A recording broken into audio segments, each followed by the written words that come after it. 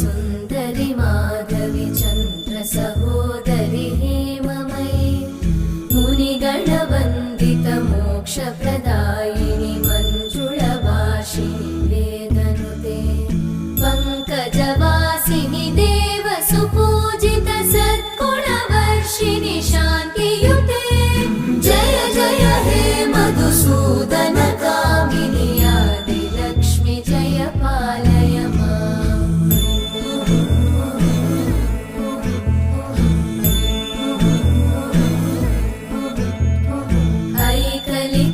ऐकलिकल्मषनाशिनि कामिनि